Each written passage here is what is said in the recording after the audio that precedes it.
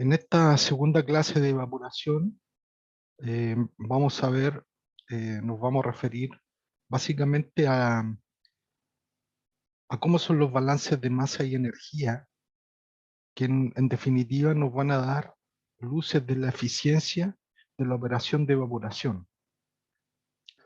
La primera clase revisamos equipamientos, principios y equipamientos.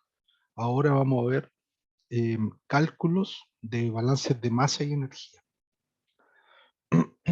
Como vimos en la clase pasada, un evaporador lo podemos esquematizar de la siguiente manera cuando es un evaporador con una unidad de calefacción compuesta de tubos cortos verticales, ya que es uno de los más clásicos evaporadores que se encuentran. Entonces, la unidad de calefacción es multitubular, son tubos que son verticales. Entonces el vapor de agua ingresa al interior de los tubos y sale como condensado. La alimentación ingresa, llena la cámara de evaporación y va a salir, se generan vapores de agua y sale un producto concentrado. Entonces, si uno lo ve como un conjunto, hay dos corrientes de entrada y tres corrientes de salida. Ahora, lógicamente, la alimentación no se mezcla con el vapor de agua, por lo tanto, hay que hacer, desde ese punto de vista, hay la alimentación, las corrientes, debemos dividirla en dos secciones. Una que corresponde a la alimentación, que se divide en producto concentrado y en vapor generado, y la otra corriente, que es el vapor de agua de calefacción, que va a salir como condensado, dado que no hay mezcla. Ahora, desde el punto de vista del balance de masa, claro, se toman por separado, pero cuando se desea hacer el balance de energía, la cosa no es así, porque a pesar de que no hay mezcla, la energía traspasa las paredes, ¿cierto? La energía calórica traspasa las paredes de los tubos, por lo tanto, ahí tendríamos que tener dos corrientes de entrada y tres corrientes de salida para hacer esos balances. Pero vamos de a poco. Consideraciones. Trampa de vapor. ¿Qué era la trampa de vapor? Es un dispositivo tremendamente fundamental, ¿sí? Que se coloca a la salida de la unidad de calefacción. ¿Y qué es lo que hace? Retiene el vapor y deja pasar el condensado. ¿Ya? Nunca lo olviden porque la trampa de vapor es muy importante. El vapor de agua lo vamos a designar con la letra W porque así aparece más bien en los textos. Y es porque es por water, ¿cierto? Del inglés, ¿ya? Steam water. Y W para nosotros va a ser los kilogramos de vapor por hora que están entrando. S del steam, ¿cierto? Serían los kilogramos de este vapor de agua condensado por hora, ¿ya? F del inglés feed sería la alimentación, los kilogramos de alimentación por hora que están ingresando. Ahora, la alimentación tiene un soluto, que son los sólidos solubles, que son lo que nosotros necesitamos concentrar. Recuerden que la operación de evaporación es una operación de concentración. Entonces, la alimentación viene diluida con una concentración de soluto X sub F, que son los kilogramos de soluto por los kilogramos de alimentación. Va a salir un producto concentrado, kilogramos de producto concentrado por hora, y con una concentración lógicamente mayor X sub L, que es la concentración de soluto en el producto concentrado, kilogramos de soluto por kilogramos de producto. Me faltan los vapores generados. ¿Llevan soluto? No, no llevan soluto. Este vapor es solo agua. Entonces, V corta para nosotros son los kilogramos de vapor generado por hora, que no tienen nada que ver con los kilogramos de vapor de calefacción. Este vapor de calefacción lo genera la caldera y viene a una presión mayor. Recuerden que, ¿por qué una presión mayor? Porque depende de la presión, es la temperatura y el calor latente que va a entregar. Entonces, según la presión, yo voy a la tabla por saturado y conozco la temperatura y el calor latente. Balances de masa. Partamos por los balances de masa. ¿Qué balance de masa puedo hacer? Ya les adelanté hace unos momentos que, dado que no hay mezcla entre la alimentación y el vapor de calefacción, debemos dividirlo en dos secciones, ¿sí? El balance de masa que corresponde a la alimentación producto vapor generado y el otro que es vapor de agua condensado. Bien, para la alimentación, lógicamente, todo lo que entra es igual a lo que sale, conservando la masa, ¿cierto? Por lo tanto, sería en la cámara de vaporización, F será igual a V más L, como un balance total en la cámara de vaporización. Y el balance del soluto, ¿quiénes tienen soluto? La alimentación y el concentrado. El vapor generado es solo vapor de agua. Por lo tanto, X por F sería los kilogramos de soluto por kilogramo de soluto por hora, ¿cierto? Si yo multiplico X sub F por F, fijándome en las unidades, me quedarían kilogramos de soluto por hora que están ingresando. Y X sub L por L me daría los kilogramos de soluto por hora que están saliendo en el concentrado. Por lo tanto, el balance de soluto es Fx sub F igual a Lx sub L, que es el balance del soluto. Alguien podría decir, ¿se podría hacer un balance de agua? Claro, también no es muy útil, pero podría ser. ¿Quién tiene agua? F, L y B. ¿Cuánta agua tiene F? 1 menos X sub F. ¿Ya? ¿Cuánta agua tiene L? 1 menos X sub L. Es la fracción de agua en la corriente F y la fracción de agua en la corriente L. ¿Por qué? Porque L, X sub L más 1 menos X sub L es igual a 1. La fracción, la fracción es agua o es soluble. Entonces ahí tenemos los tres balances de masa. ¿Qué pasa en la unidad de calefacción? En la unidad de calefacción, ¿quién entra y quién sale? Entra W y entra S. ¿Tiene soluto? Es un poco ridículo lo que digo, pero ¿tiene soluto? Por supuesto que no.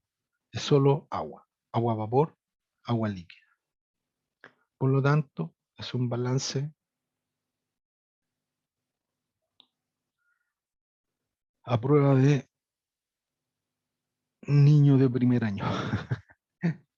Lo que entra igual a lo que sale. ¿Sí? ¿Y cuál es la diferencia entre ellos? Que esto es vapor y esto es líquido. Y lo que, ¿cuál es la gracia? El vapor condensa y entrega su calor latente o su delta H de condensación, de cambio de estado. Y ese es el calor que absorbe la solución para que al principio lo absorbe para calentarse y después simplemente en evaporar el agua. Las temperaturas. Fíjense que la alimentación puede venir a una temperatura definida, TF, que normalmente, si lo analizamos, debiera ser la temperatura más baja de todas las corrientes. TW, la temperatura del vapor de calefacción. TB, la temperatura del vapor generado. TS, la temperatura del condensado. Y TL, la temperatura del concentrado. ¿Quién tiene la temperatura más baja? La alimentación. Después habrá que ver las otras, pero la que yo sí puedo medir con un termómetro muy sencillo a la entrada es la temperatura. Puede entrar, no sé, a 20 grados la temperatura ambiente. La temperatura del vapor de calefacción, bueno, no se anda, a los vapores de calefacción no se les mide la temperatura, se les mide la presión, es mucho más fácil. Entonces con la presión del vapor saturado, voy a la tabla y saco a qué temperatura le corresponde.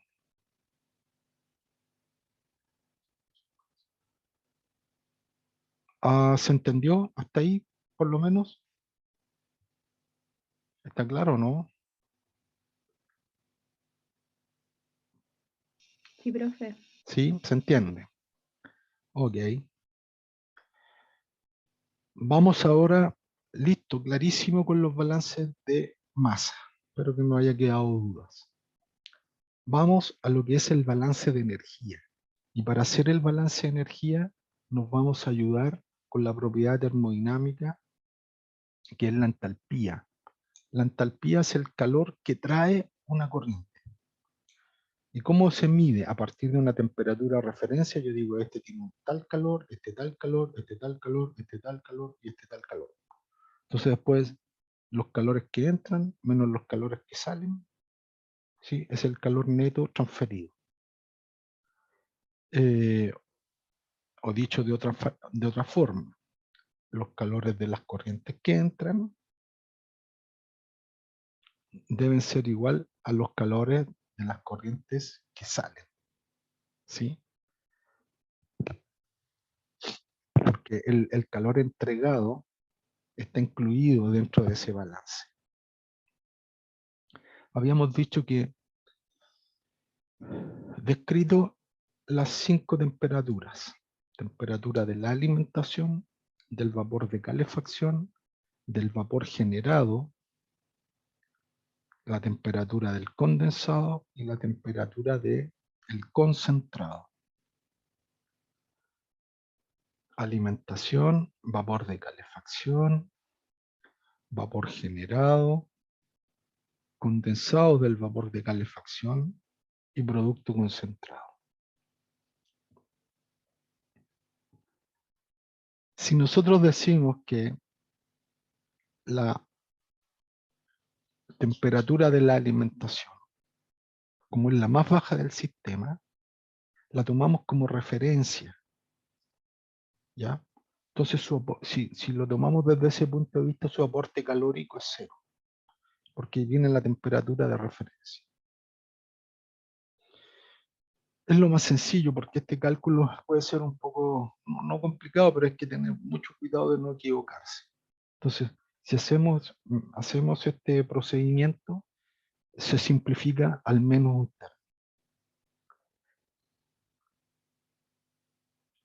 ¿Por qué la tomamos como referencia? Porque es la temperatura más baja del sistema. ¿Cómo son las entalpías? Bueno, la alimentación tendrá una entalpía, esta función termodinámica, el vapor de calefacción la suya, el vapor generado otra, el condensado otra y la entalpía del líquido concentrado. ¿Por qué le puse algunas mayúsculas y otras minúsculas? Fíjense que a los que son vapores les puse mayúsculas y a los que son líquidos Les puse minúscula, pero no tiene mayor implicancia que eso. Si quieren, las ponen todas mayúsculas, todas minúsculas, me da lo mismo. Trato de esta manera de ser un poco más didáctico, ¿ya? Pero son la entalpía, una función termodinámica, ¿ya? Si es H minúscula es un líquido, si es H mayúscula es un vapor. Entonces tengo una entalpía de la alimentación, una entalpía del vapor de calefacción, del vapor generado, una entalpía del condensado del vapor de calefacción y una entalpía para el producto concentrado. ¿Cómo es el balance de calor? El balance de energía.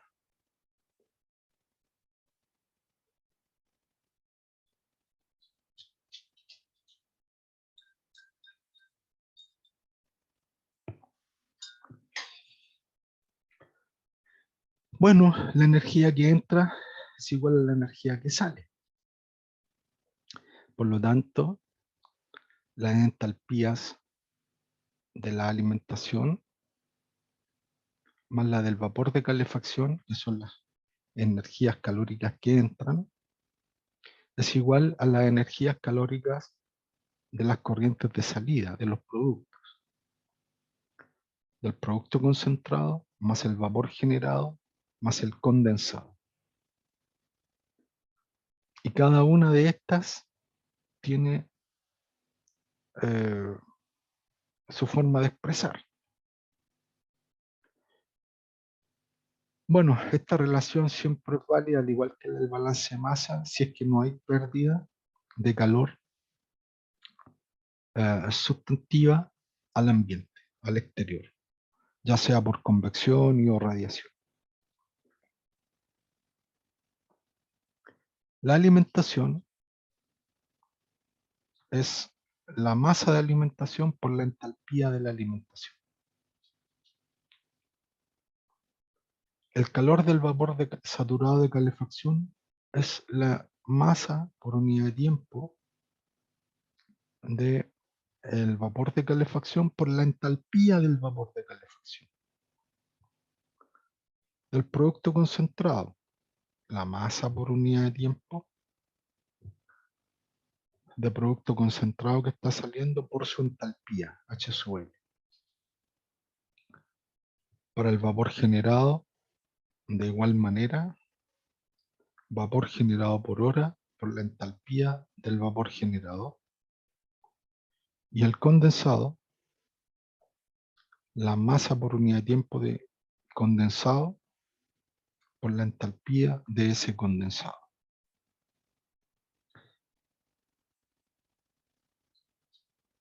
Por lo tanto, el calor de la alimentación, F por HF, del vapor de calefacción W por HB, igual a L por HL más V por HB más S por HS. Ahora desgranemos un poco esto y veamos cómo determinamos la entalpía. ¿Cómo hacemos que, bueno, habíamos dicho que la temperatura de referencia era la temperatura de la alimentación. Por lo tanto, la entalpía va de una temperatura de referencia a una temperatura mayor. Si nosotros decimos que la temperatura de referencia es la temperatura de la alimentación, la entalpía o el aporte calórico de la alimentación es cero. ¿Ya? Por lo tanto, simplificamos un término y ya es gran cosa. Y nos quedamos con un término menos. Por lo tanto, no debemos olvidar que ahora nuestra temperatura de referencia es la temperatura de la alimentación.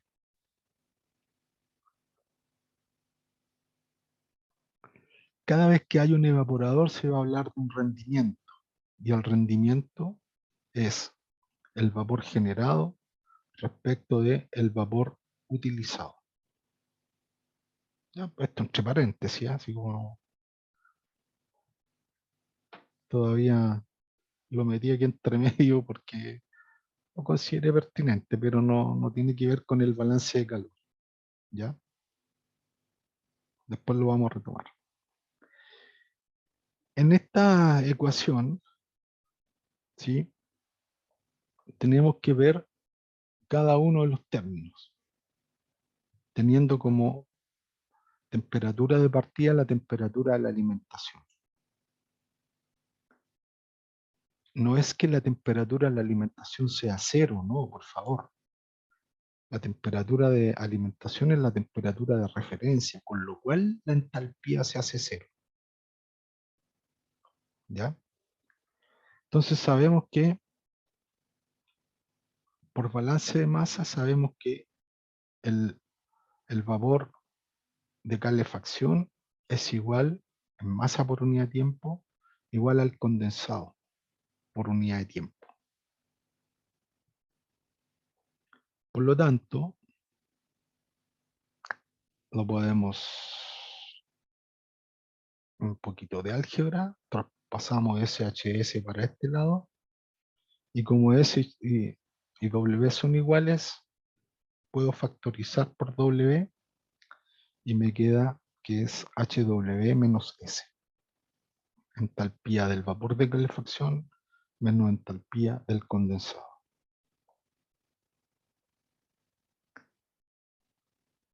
Y vamos simplificando un poco.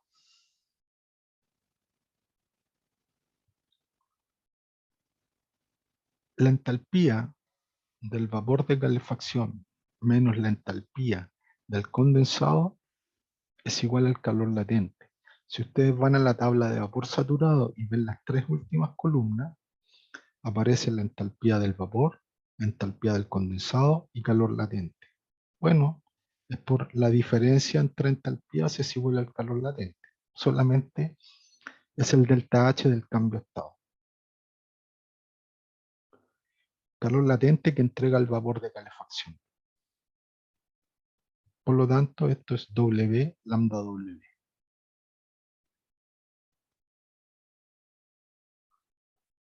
Me queda descifrar qué es LHN y BHB.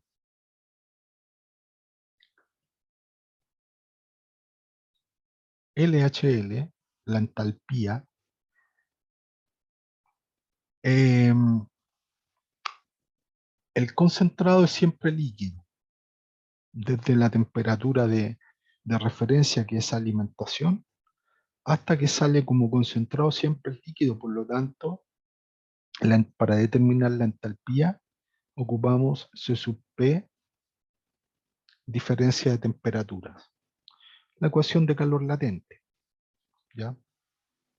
Perdón, de calor sensible, ¿sí? No hay cambio de estado.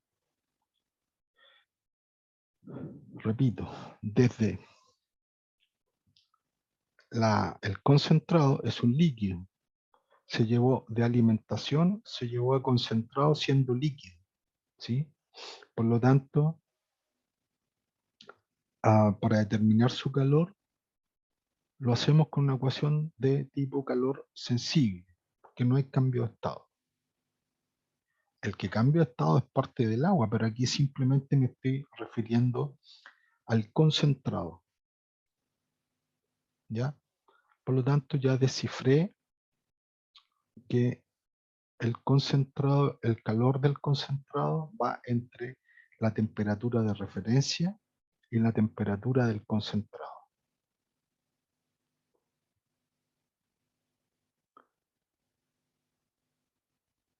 Y BHB, bueno, BHB es un vapor, por lo tanto hay un cambio de estado entre medio, ¿ya? Este vapor partió siendo agua a la temperatura de referencia TF. Fue agua, se produjo un cambio de estado y después se produjo un recalentamiento del vapor. Y ojo aquí porque recuerden ustedes que cuando uno tiene soluciones, ¿sí? Cuando uno eva- em, evapora agua, bueno, uno simplemente va y ve la temperatura la presión del vapor y ver la temperatura del cambio de estado. Ahora, cuando yo caliento soluciones, se produce un desfase, lo vimos con las líneas de Diuri. Y es una propiedad coligativa. Cuando unas agua más un soluto, yo lo hiervo, la temperatura de ebullición es mayor que la de que si fuera agua líquida. En comparación, mientras más concentrado esté, mayor es la temperatura de ebullición. Y la diferencia de temperatura entre la temperatura de ebullición de la solución y la temperatura de evaporación del agua se le denomina alza. Alza en el punto de ebullición. ¿Ya? ¿Por qué? Porque se debe a la concentración de la alimentación. Y es el producto de tres términos.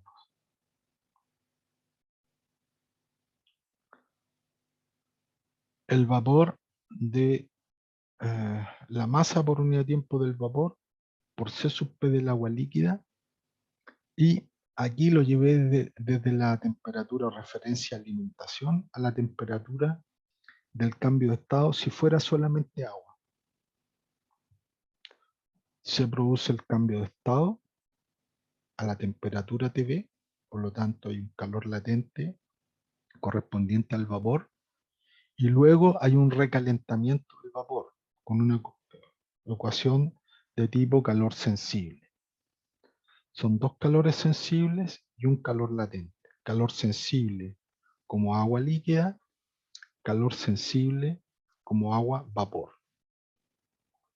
Y a esto se refiere el alza de temperaturas. ¿Sí? ¿Está claro esto, no? ¿Todos lo captaron?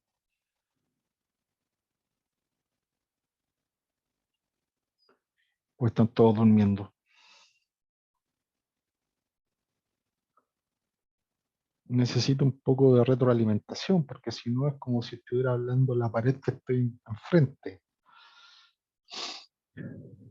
Por mi parte, sí, profe. Lo Se, tengo que interiorizar un poco, pero se entiende. se entiende el alza, claro.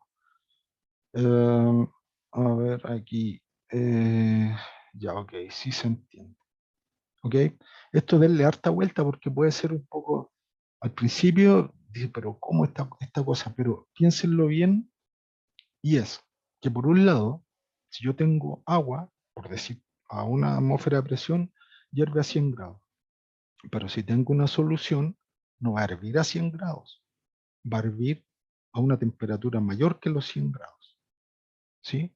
Por ejemplo, veíamos en la clase anterior que una solución de cloruro de sodio al 25%, creo que era, a una atmósfera de presión no ebullía a 100 grados, sino que ebullía a 108. Por lo tanto, el alza en el punto de ebullición eran 8 grados. Entonces, acá es lo mismo, ¿ya? Pero para irse recorriendo todo el camino, uno dice, mire, parto desde la temperatura de referencia TF de la alimentación y lo voy a calentar, el agua se calienta hasta la temperatura que le correspondería evaporar si fuese solo agua. ¿Ya? Entonces, B se sub P del agua líquida, TB menos TF. Si fuese solo agua, a esa temperatura, en esa condición, se produce el cambio de estado. Y de ahí en adelante, ya es vapor, por lo tanto el C sub P de agua a vapor, se recalienta. Es decir, la temperatura entre que si fuera solo agua y la temperatura que, es hasta la cual ebulle la solución. Ojo con esto, que no produzca confusiones, la gente tiende a confundirlo, pero sean bien cuidadosos y practíquenlo bastante, porque esto, si bien se entiende como en la primera, la lógica, pero después al momento de hacer los ejercicios, escucha, uno tiende a confundirse mucho, pero mientras más practiquen, mejor. Lo van a interiorizar de mejor manera. Por lo tanto, volviendo al balance, tenemos que el vapor de calefacción en masa por unidad de tiempo, por su calor latente, es igual al calor sensible del producto concentrado. Mientras que el vapor generado hay que desglosarlo en tres términos.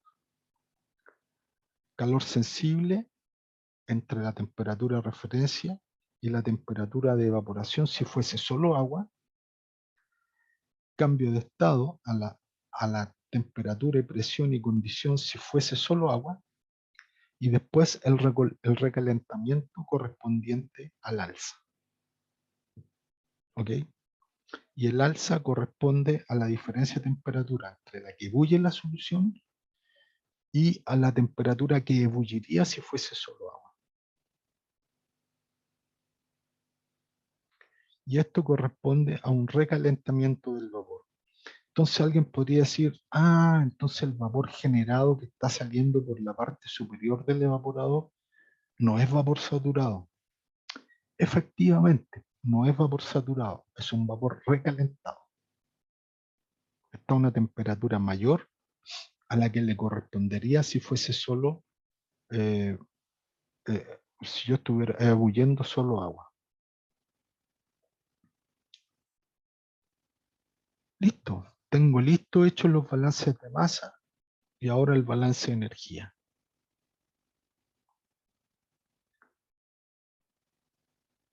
También debe cumplirse que el calor transferido en la unidad de calefacción, ya sea de tubos cortos, tubos largos, verticales, horizontales, marmita abierta, lo que sea, el calor que aplica la fuente de calefacción. ¿Quién es la fuente de calefacción? El vapor saturado.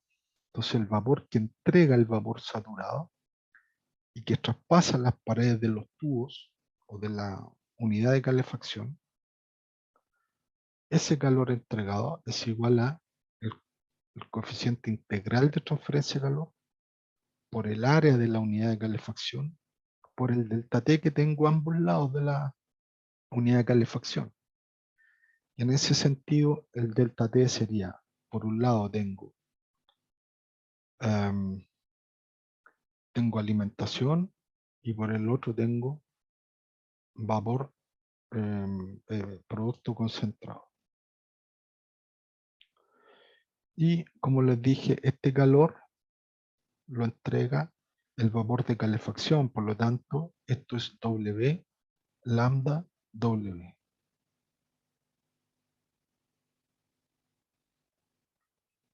Ahora, si la unidad de calefacción es de tubos multitubular, el área es n veces pi dl, ¿no? N veces el manto cilíndrico de los tubos, diámetro de cada tubo, largo de cada tubo.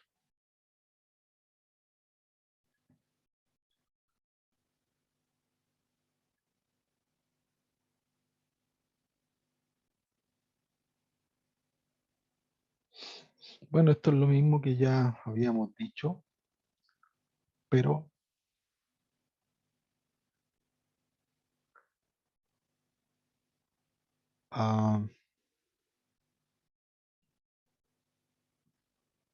el método de cálculo anterior que correspondía al balance de masa y al balance de energía es el método largo, el método correcto. Ahora, hay un método de cálculo que es resumido, que hace un par de consideraciones. El balance de masa es el balance de masa, eh, es el mismo siempre, ahí no hay nada que hacer. Pero con respecto al balance de energía, podemos hacer una pequeña consideración. Con respecto al balance de energía, podemos decir que el calor total es igual al calor sensible para calentar y el calor latente, más el calor latente para evaporar. El calor total siempre es W lambda W, que es el calor que da el vapor de calefacción. Ahora, el calor sensible para calentar es el calor sensible desde para calentar la alimentación, F, C sub P de F, entre el valor de referencia de F y la temperatura más alta, que es la temperatura de el concentrado. Mientras que el calor para evaporar es V por lambda V, calor absorbido por el vapor generado. Por lo tanto, el calor total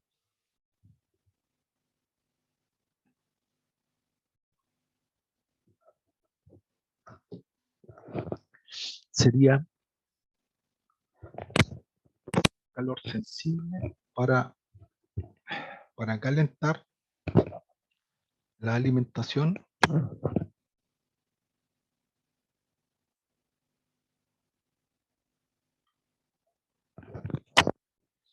más el calor para evaporar o absorbido por el vapor generado. Ese es el método reducido. Aquí no se considera el alza, por ejemplo, de temperatura. De alguna manera el alza debiera estar incluido acá, pero es un método que ya prácticamente no se usa porque ahora a menos que no disponga de ciertos datos, como por ejemplo el alza de temperatura, no la conozco, en fin. Simplemente mido TFTL y listo, hago el cálculo.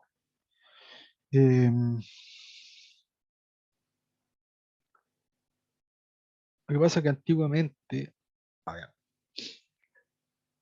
las calculadoras,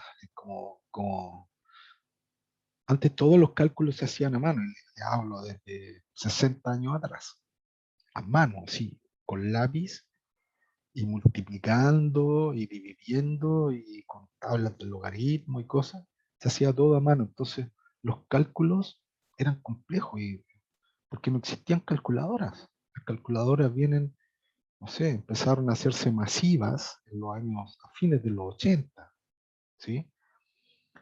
De 1980, 1975, por ahí. De ahí empezaron recién para adelante. Y hacer un cálculo era muy tedioso. Por lo tanto, la gente buscaba métodos simplificados para hacer cálculos. Ahora, si bien este método resumido podría hacerse, pero si tienen todos los datos, ocupan el método largo. Contra eso, nada que decir. El calor total, por supuesto, es de lambda W, y ahí tienen la ecuación que permite hacer el cálculo del calor mediante el método reducido. Ahora, lo que se acostumbra a hacer, tanto con el método extendido como con el método reducido, es conocer, típicamente los problemas dicen cuánto vapor necesita para efectuar la evaporación, la operación de evaporación. Es decir, cuánto vapor tiene que generar la caldera, porque la caldera es el dispositivo que está proveyendo el vapor.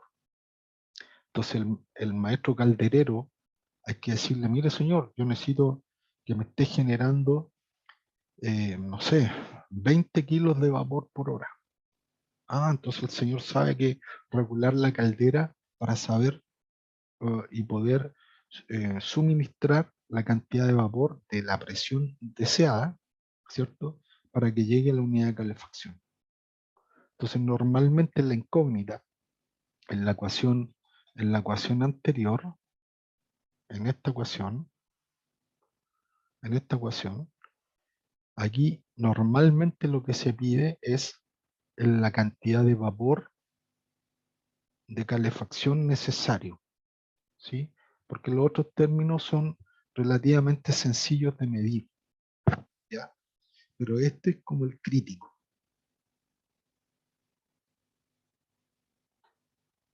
¿Ya?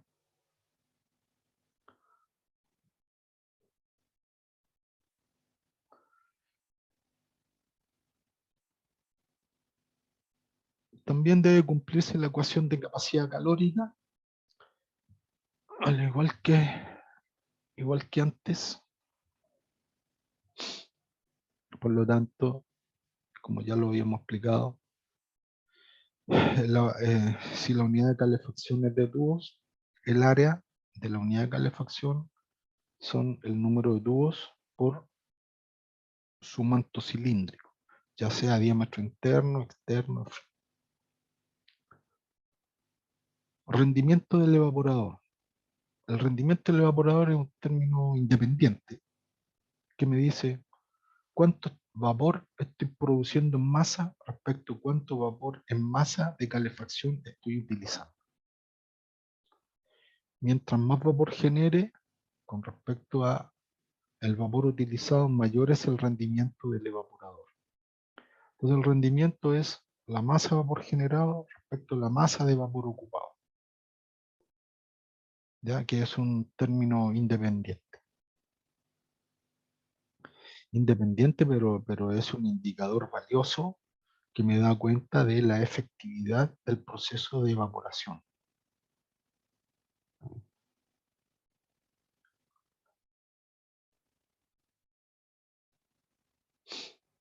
En un evaporador, ¿cierto?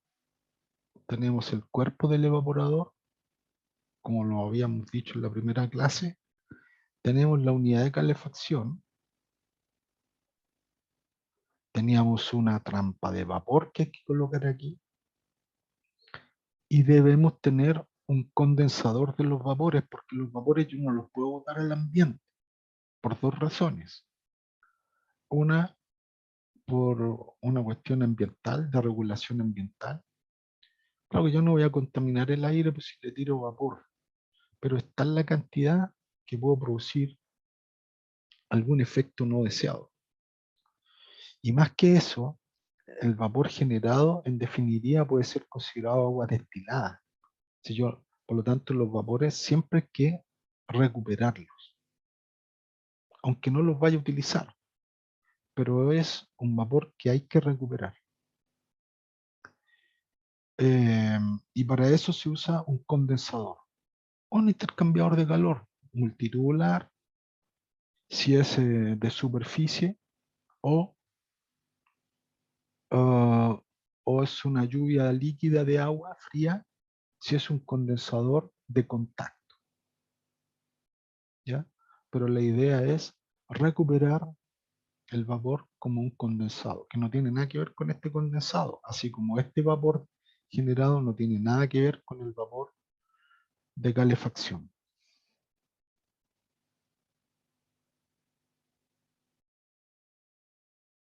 El condensador se utiliza para para condensar los vapores generados. Y aquí va lo que yo le había explicado.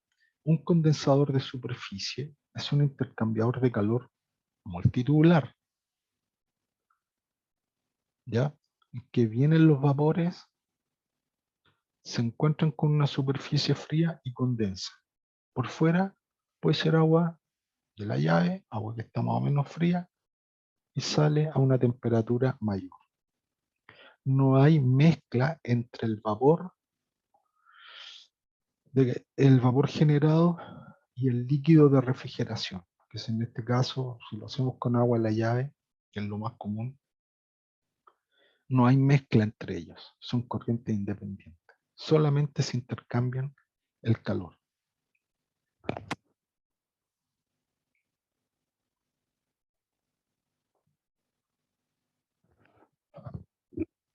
Balances de masa y de calor son similares a los intercambiadores de calor. No vamos a, a perder tiempo en aquello. Aquí hay un cambio de estado, por lo tanto es mθ por lambda. Y aquí no hay un cambio de estado, por lo tanto un calor sensible. Mθ se sub P delta T. El otro tipo de condensador que yo les decía es el de contacto. Aquí es una lluvia de agua fría u otro líquido frío que es más raro, pero normalmente una lluvia líquida de agua fría. ¿Sí?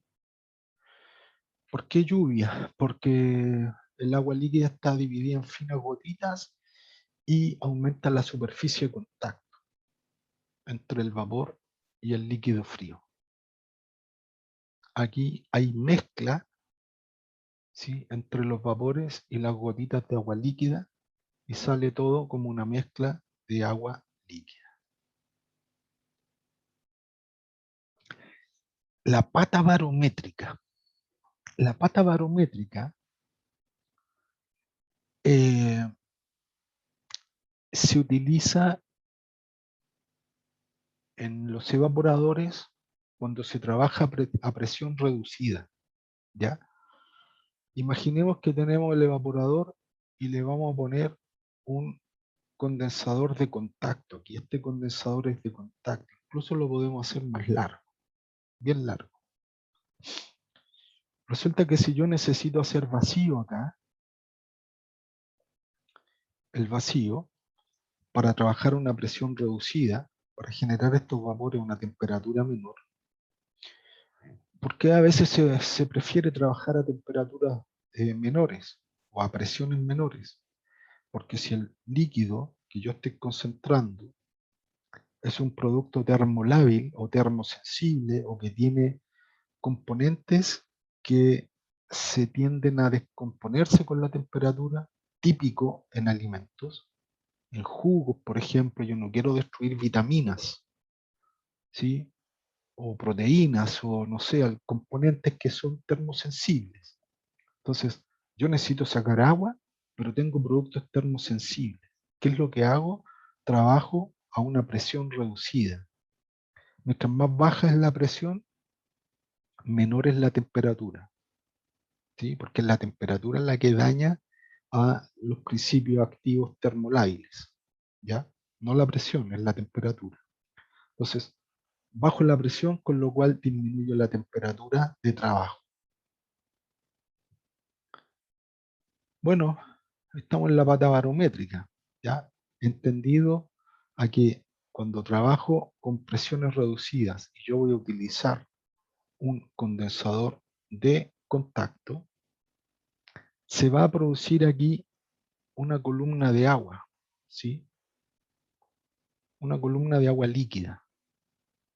Y esa columna de agua líquida, piensen ustedes que el agua líquida va a generar, hay una presión en el fondo del recipiente, una presión estática, que como lo vimos en fluido, en operación unitaria 1, en los fluidos, cuando la presión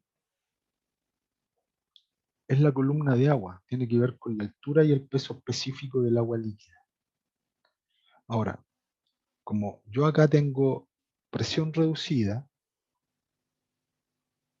el agua va a tender a irse para acá, porque acá es donde tengo presión reducida. Para que eso no ocurra, tengo que tener una columna de agua suficiente como para compensar el grado de vacío, ¿ya? Entonces la presión de la columna de agua debe ser suficiente o mayor para compensar el grado de vacío. Porque si yo no tengo la columna de agua, ¿sí?, y trabajo con con condensador de contacto, entraría aire, ¿sí? Entraría aire al sistema aumentando la presión. Y no es lo que queremos. Queremos trabajar a una presión reducida, que no entre aire. Por lo tanto, hay que ponerle una columna de agua que compense el grado de vacío. Al menos que lo compense, tiene que ser mayor, ¿ya? Entonces, la pata barométrica es una columna de agua cuya presión interna debe ser mayor en términos absolutos que el grado de vacío. La presión de la columna de agua es la densidad por G por la altura, o peso específico por la altura.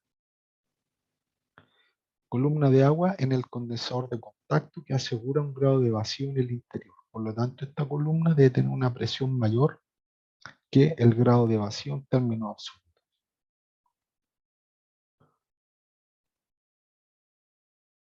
La presión de la columna en términos de presión absoluta debe ser mayor que la presión del vacío. Y esa es la pata barométrica. ¿Ya? Es bien utilizada a nivel industrial. Estos evaporadores pueden ser muy grandes, del tamaño de unos salones, por ejemplo, enormes, para concentrar grandes volúmenes de soluciones, sobre todo en la gran industria.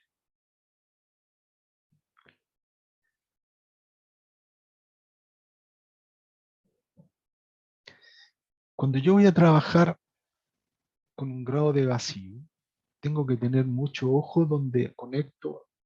¿Quién hace el vacío? El vacío lo hace una bomba de vacío. ¿Sí? Entonces, ¿dónde yo conecto? Hago la conexión para hacer vacío en el... Que a mí me interesa tener vacío aquí en la cámara de evaporación. Pero podría hacer vacío, yo aquí hago un arranque y vaya a la bomba de vacío. Eso está absolutamente prohibido. Piensen aquí que hay una cantidad de vapor muy importante. Entonces, si yo hago vapor aquí, hago vacío acá, voy a estar succionando el vapor. Y ese vapor va a estar llegando a la bomba de vacío. Y voy a echar a perder la bomba de vacío. Y como consecuencia me van a echar de la pega, porque la bomba de vacío es muy cara. Entonces hay que tener mucho cuidado con la bomba de vacío.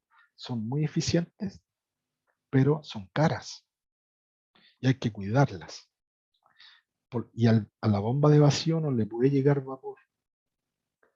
Y entonces, ¿dónde hago el vacío? El vacío se hace después de la condensación de los vapores. Siempre. Aquí yo debo ir a poner aquí grande, así con rojo. El vacío debe hacerse después de la condensación de los vapores, así con un letrero luminoso que se me quede grabado para siempre.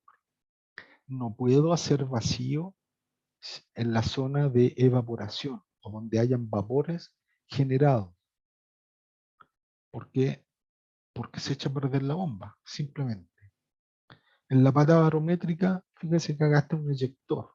Un eyector es un dispositivo que hace vacío. ¿Ya? Entonces el vacío yo lo podría hacer, por ejemplo, acá. ¿Por qué? Porque la lluvia me está protegiendo. En esta zona no hay vapor. En la zona superior no hay vapor. ¿Por qué? Porque la lluvia líquida atrapó los vapores. ¿Ya? Si yo utilizo un condensador de superficie, el vacío lo hago acá, a la salida. ¿Ya? No antes, porque aquí vienen vapores. Lo hago a la salida después de la condensación. Siempre debe conectarse la red de vacío después de la condensación de los vapores. No antes, por las razones que ya dije.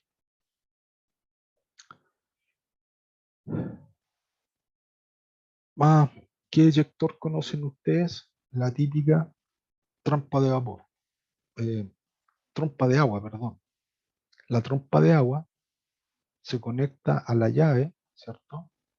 Y es un dispositivo que tiene esta forma. Entonces, la presión de agua, el agua sale a mucha presión, con mucha energía cinética, sale por acá.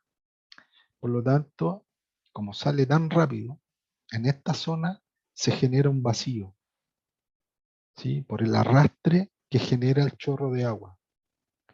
Y ese vacío, ustedes lo conectaban a al destilador o a algún tipo de dispositivo para trabajar a presión reducida. ¿Ya? Eso. eso les tenía preparado para hoy y terminamos este capítulo la próxima clase. Así que ojo, a poner mucha atención, a estudiar bastante. Háganme todas las preguntas que sean pertinentes, necesarias. No es problema en aquello. Quedamos hasta acá y